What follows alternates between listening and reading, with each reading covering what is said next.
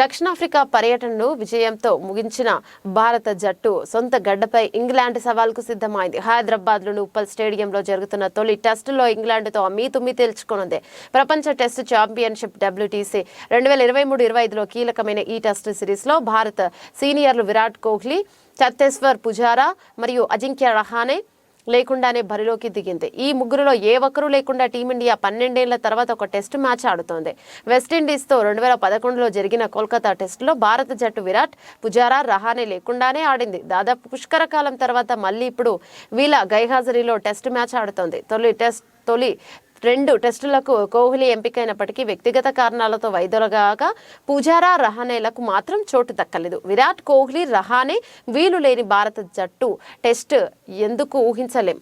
ఎందుకంటే సుదీర్ఘ అనుభవం ఉన్న ఈ ముగ్గురికి కష్ట సమయంలో ఇన్నింగ్స్ నిర్మించడం, ప్రత్యర్థి బౌలర్లను విసిగించడం ఎలాగో బాగా తెలుసు. టీమిండియా వరుసగా 2 సార్లు WTC ఫైనల్కు చేరడంలో ఈ సీనియర్ త్రయం కీలక పాత్ర పోషించారు. అంతేకాదు టెస్టుల్లో రోహిత్ సేన అగ్రస్థానంలో నిలవడంలో ఈ ముగ్గురి వాటాను మరవలేం. ఈ ముగ్గురిలో కోహ్లీ ఫామ్లో ఉండగా పుజారా, రహానేలు పునరాగమనం కోసం ఎదురు చూస్తున్నారు.